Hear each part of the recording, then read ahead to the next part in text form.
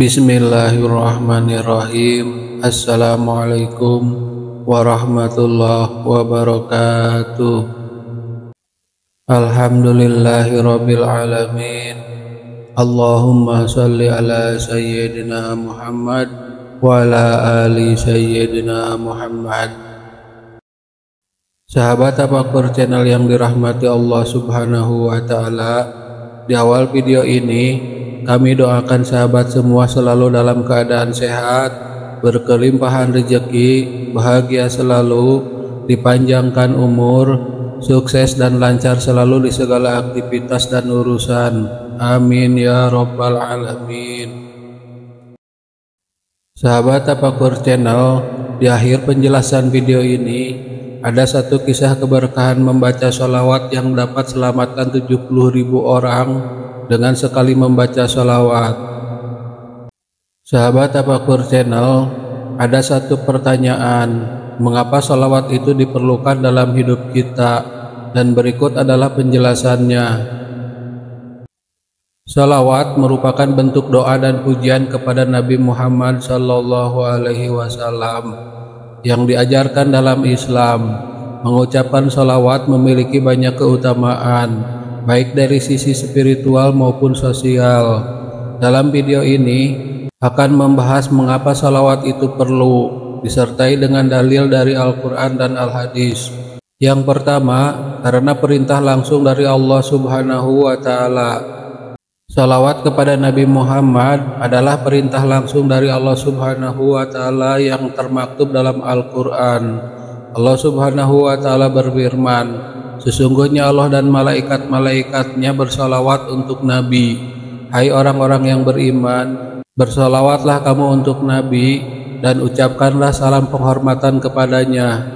Quran Surat Al-Ahzab ayat 56. Ayat ini menunjukkan bahwa solawat bukan sekedar ibadah sunnah, melainkan perintah yang ditekankan. Allah sendiri bersolawat kepada Nabi sebagai bentuk penghormatan, dan umat Islam diperintahkan untuk mengikutinya. Kedua, bentuk kecintaan kepada Rasulullah SAW. Mengucapkan salawat adalah bukti nyata kecintaan umat Islam kepada Rasulullah SAW. Dalam sebuah hadis, Rasulullah SAW bersabda, tidaklah sempurna iman salah seorang dari kalian hingga aku lebih dicintai daripada anaknya, orang tuanya, dan seluruh manusia. Hadis riwayat Bukhari dan Muslim.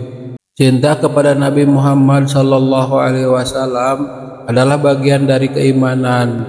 Dengan bersolawat, kita mengekspresikan rasa cinta dan penghormatan kepada beliau, sekaligus menghidupkan sunnahnya dalam kehidupan sehari-hari. Ketiga, mendapat syafaat di hari kiamat. Salah satu keutamaan sholawat adalah mendapatkan syafaat dari Rasulullah SAW di hari kiamat. Rasulullah SAW bersabda, barang siapa yang bersolawat kepadaku 1 kali, maka Allah akan bersolawat kepadanya 10 kali. Hadis riwayat Muslim.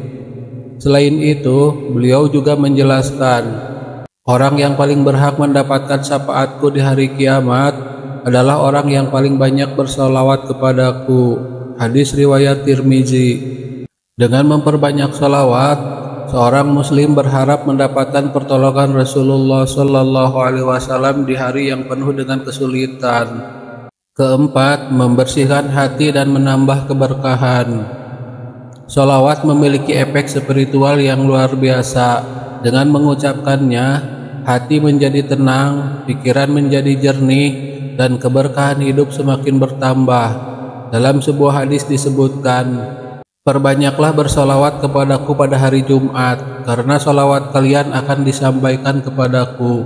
Hadis riwayat Abu Dawud. Hadis ini menunjukkan bahwa solawat tidak hanya membawa keberkahan bagi yang mengucapkannya, tetapi juga menyampaikan salam langsung kepada Rasulullah SAW.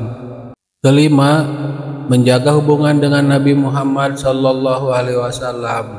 Dengan bersolawat, seorang muslim secara tidak langsung menjaga hubungan spiritual dengan Rasulullah.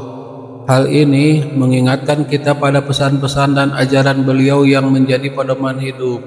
Rasulullah Shallallahu Alaihi Wasallam bersabda, barang siapa yang membaca sholawat kepadaku, maka Allah akan membalasnya 10 kebaikan, menghapus 10 dosa, dan mengangkat derajatnya 10 tingkatan.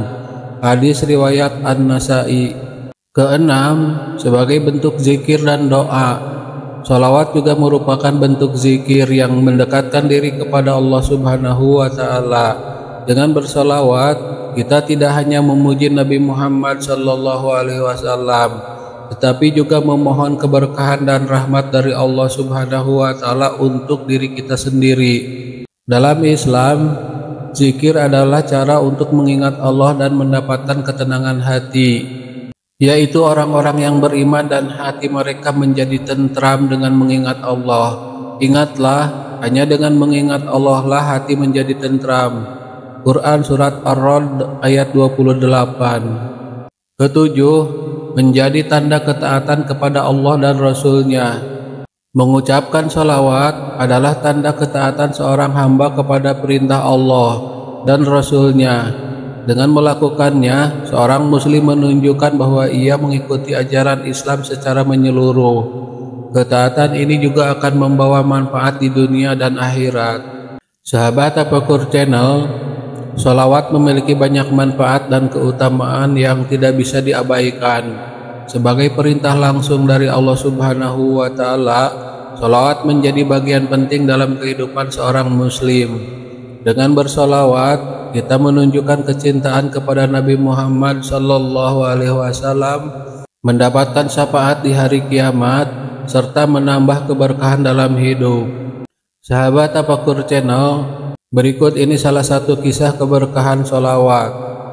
Kisah ini secara rinci disampaikan oleh Syekh Yusuf bin Ismail An-Nabhani dalam kitab Abdulus Sholawat ala Sayyidi Sadat. Dalam cerita itu disebutkan, Al-Hafidh As-Sakawi pernah bertutur, seorang ibu datang menghadap kepada Syekh Hasan Al-Basri. Kepada sang alim itu, si ibu bercerita tentang anak perempuannya yang telah meninggal dunia beberapa hari sebelumnya. Saya ingin bermimpi melihatnya, Syekh, katanya. Melihat keinginan sang ibu yang begitu kuat, Syekh Hasan Al-Basri kemudian memberi beberapa amalan untuk dilakukan. Setelah salat Isya, lakukanlah salat sunnah 4 rakaat. Di setiap rakaatnya bacalah surat Al-Fatihah dan At-Takasur sekali. Setelah itu, tidurlah dengan posisi miring sambil membaca sholawat kepada Nabi sampai dengan engkau tertidur. Maka sang ibu mengamalkan apa yang diajarkan oleh Syekh Hasan Al-Basri. Di dalam tidurnya, ia bermimpi melihat anak perempuannya dalam keadaan disiksa. Ia memakai pakaian dari api. Kedua tangannya dibelenggu dan kedua kakinya diikat dengan rantai api. Ketika terbangun dari tidurnya, sang ibu segera menemui Syekh Hasan Al-Basri dan menceritakan apa yang dilihatnya di dalam mimpi. Mendengar cerita dari sang ibu, ia memberi saran untuk bersedekah dengan harapan Allah berkenan mengampuni anak perempuannya. Pada malam harinya, Syekh Hasan Al-Basri bermimpi seakan berada di pertamanan surga. Di sana ada sebuah kasur yang terbentang. Di atasnya ada seorang perempuan berwajah elok dengan mahkota cahaya bertanggar di kepalanya. Kepada Syekh Hasan Al-Basri, perempuan itu berkata, "Ya Hasan, apa kau mengenaliku?" "Tidak," jawabnya. Perempuan itu mengatakan, "Aku adalah anak perempuan dari seorang ibu yang kau perintahkan untuk membaca sholawat." Syekh Hasan seperti tak percaya. "Ibumu itu menceritakan tentang dirimu bukan dengan keadaan seperti ini," katanya. "Apa yang disampaikan ibuku itu memang benar adanya," timpal perempuan itu. "Lalu apa yang menjadikanmu mendapatkan kemuliaan seperti ini?" "Kami ada 70.000 jiwa yang sedang mengalami siksaan, sebagaimana diceritakan ibuku kepadamu. Satu hari, seorang yang soleh lewat di pemakaman kami sambil membaca sholawat Nabi sekali dan menghadiahkan pahalanya untuk kami. Allah Subhanahu wa Ta'ala menerima sholawat yang dibacanya itu dan membebaskan kami semua dari siksaan sebab berkah dari laki-laki saleh tersebut. Kini sampailah aku pada derajat sebagaimana yang engkau lihat ini." Sahabat Tafakur Channel, Bila 70.000 ahli kubur bisa diselamatkan dari siksa hanya dengan 1 kali sholawat saja, maka bagaimana dengan orang yang membacanya? Oleh karena itu, mari kita jadikan sholawat sebagai amalan rutin dalam kehidupan sehari-hari. Semoga Allah Subhanahu wa Ta'ala senantiasa melimpahkan rahmat dan keberkahan kepada kita semua. Amin ya Rabbal Alamin. Wallahu a'lam bishawab. Demikian yang bisa saya bagikan, semoga bermanfaat untuk kita semua. Amin ya Rabbal Alamin. Wassalamualaikum warahmatullahi wabarakatuh.